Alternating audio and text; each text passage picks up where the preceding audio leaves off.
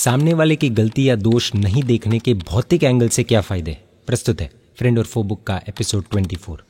भौतिक दृष्टिकोण।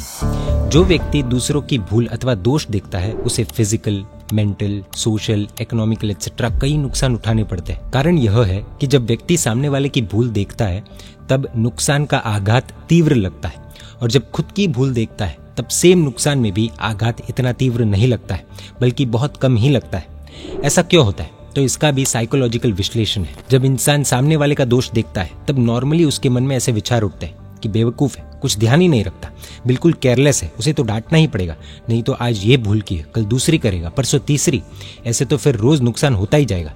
एक बार बराबर क्लास लगा ली जाए तो दूसरी बार ध्यान से काम करेगा। अब सेम सिचुएशन में अगर खुद की भूल देखी जाए तो मन के विचार बदल जाते हैं कि हो जाता है, मनुष्य से ही तो गलती होती है, वैसे भी सभी चीजें नश्वर है, बनती है, टूटती है, फूटती है, मन कहाँ कहाँ बिगाड़ने जाए। ड्राइवर गाड़ी चला रहा हो और एक्सीडेंट हो जाए उस वक्त, और स्वयं जब ड्राइविंग कर रहे हो और एक्सीडेंट हो जाए उस वक्त, ये दोनों केसेस में विचारों में फर्क पड़ता है या नहीं। मान लीजिए हम कोई पार्टनरशिप बिजनेस में है और हमारी एब्सेंस में दूसरे पार्टनर ने कोई डील की और 5 से 10 लाख रुपयों का घाटा, लॉस हो गया। तब कैसे विचार आते हैं? इस प्रकार कोई व्यापार होता है क्या? मुझे पूछना था ना, मैं नहीं था तो 4 दिन ठहर जाते, कौन सा बड़ा नुकसान हो जाता। इस प्रकार के नुकसान को किसी भी हालत में चलाया नहीं जा सकता, ऐसे तो अपना दिवाला निकल जाएगा। और इसी जगह यदि उस पार्टनर की एब्सेंस में हमारे खुद के हाथों से कोई डील हो और कोई बड़ा नुकसान हो गया हो तो कैसे चिकने चुपड़े विचार आते हैं। भाई ये तो धंधा है, कभी नुकसान भी उठाना पड़ता है, उस पर अब रोने से क्या होगा। रोने के बजाय दूसरी डील्स पर, दूसरे सौदे पर अगर ध्यान दिया जाए तो लॉस रिकवर भी हो सकता है। इस प्रकार सामने वाले की भूल देखने में मन नुकसान वाले विचारों में बिजी हो जाता है और इसीलिए नुकसान बहुत भारी लगता है, जबकि खुद की भूल देखने में मन नुकसान के ऑपोजिट विचारों में चला जाता है। जैसे कि ठीक है, अब जो हुआ वो हुआ, अब आगे कैसे बढ़ना एक्सेट्रा, इस तरह सोचता है। तो नुकसान का जो झटका है वो बहुत कम लगता है, क्योंकि मन अभी आगे का सोच रहा है, पॉजिटिव सोच रहा है, गलती ढूंढने में बिजी नहीं है। ये तो स्पष्ट है। मन जिसमें जुड़ जाता है उसकी ताकत कई गुना ज्यादा बढ़ जाती है। नुकसान वाले विचार करने पर नुकसान और ज्यादा लगता है और इसीलिए आघात की या दुख की मात्रा भी बढ़ जाती है और उसी से भयंकर आवेश पैदा हो जाता है। आवेश के आने से विवेक कम हो जाता है और फिर इस महत्वपूर्ण बात को भूल जाता है कि एक नुकसान तो ऑलरेडी हुआ ही है, उसकी भरपाई कोई आवेश करने से तो होने वाले नहीं है। चलो अब किसी नए नुकसान में नहीं उतरना पड़े, उसका पूरा ध्यान रखा जाए। ऐसा वो सोचता ही नहीं है। आवेश झगड़ा खड़ा करता है, जिससे न केवल शारीरिक ही बल्कि मानसिक और आर्थिक आदि कई मुसीबतें भी मनुष्य के सिर आ पड़ती है। मनुष्य का हृदय।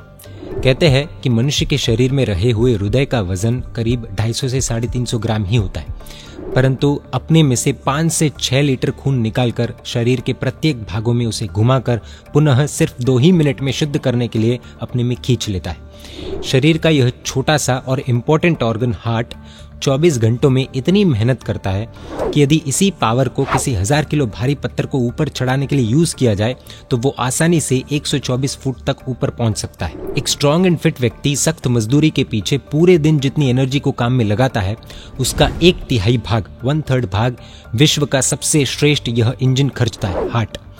ये हार्ट अगर अपनी पूरी ताकत लगाकर ऊंचा चढ़ने लगे तो सिर्फ 1 ही घंटे में 20,000 फुट तक ऊपर पहुंच सकता है, अर्थात आबू पर्वत की ऊंचाई से करीबन 5 टाइम्स जितनी ऊंचाई। बर्थ से लेकर डेथ तक ये काम करता रहता है। हम सो जाएंगे लेकिन हार्ट नहीं सोएगा, क्योंकि वो सो गया तो हम परमानेंट सो जाएंगे। हम चलते हैं, उठते बैठते हैं, खाते हैं, पीते हैं, जाते हैं, रोते धोते, कुछ करते हैं या कुछ नहीं भी करते, रेस्ट भी लेते हैं, लेकिन इस हार्ट का काम डे एंड नाइट चालू ही रहता है। न तो वो कैजुअल लीव लेता है, न ही सिक लीव, न ही भूख हड़ताल करता है और न ही वो पेन डाउन स्ट्राइक के ऊपर उतरता है।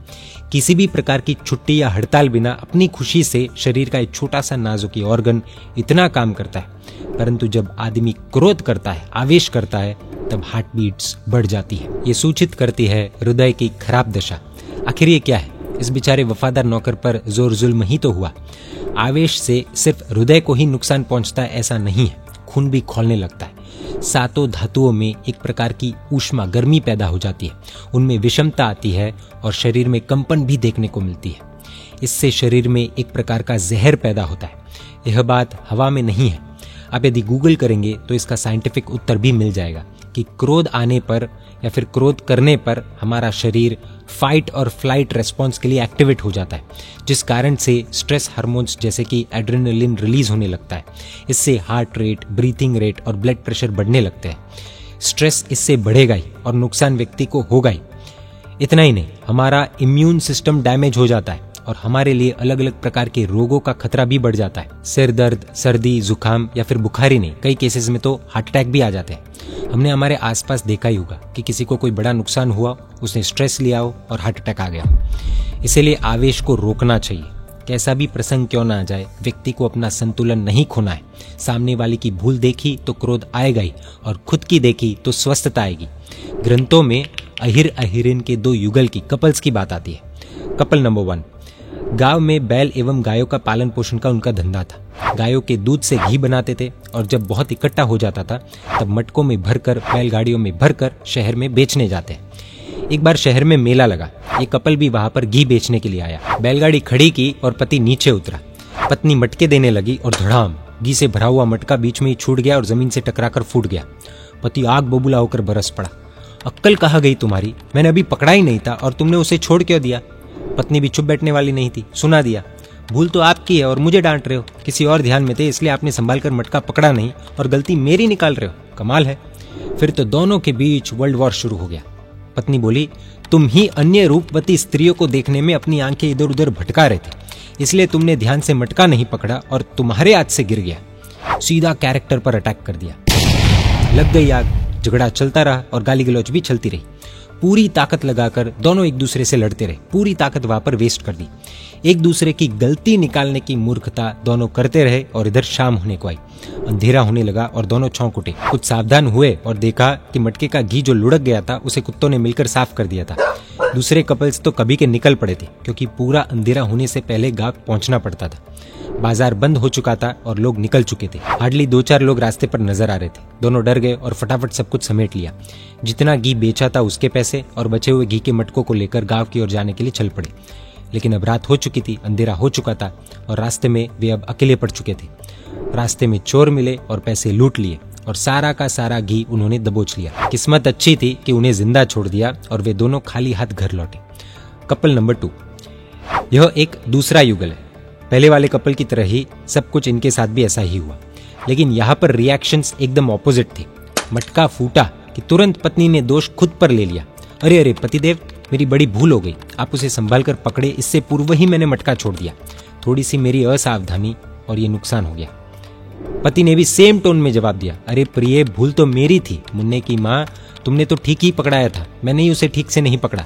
बात इधर ही खत्म हो गई। न झगड़ा हुआ न टंटा, और दोनों ने एक दूसरे को अपराधी घोषित करने के बजाय अपने आप को अपराधी घोषित कर दिया और खुद की ही भूल निकाली।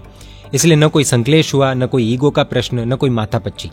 स्वस्थ होकर पत्नी नीचे उतरी और ऊपर ऊपर से घी भर लिया। बचा कुचा सारा घी बेचकर दोनों आनंद से, प्रेम से अपने गांव, अपने घर लौट गए। ये सुनने में बहुत इजी लगता है, लेकिन इसके लिए खुद के ईगो को साइड में रखना पड़ता है। गलती किसी की भी हो, लेकिन खुद की भूल दोनों ने देखी तो मैटर सॉल्व हो गया।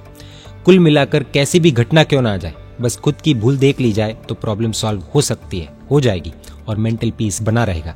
और अगर मेंटल पीस बना रहेगा तो आगे का सोच सकते हैं और स्वस्थता भी, हेल्थ भी बनी रहेगी। भयंकर बेचैनी होने लगे और सामने वाले व्यक्ति का क्या से क्या हाल कर दूं ऐसा मन कह रहा हो और शायद कुछ कर सके ऐसा न हो, फिर भी कड़वे से कड़वे शब्द मुंह से निकल सकते हैं।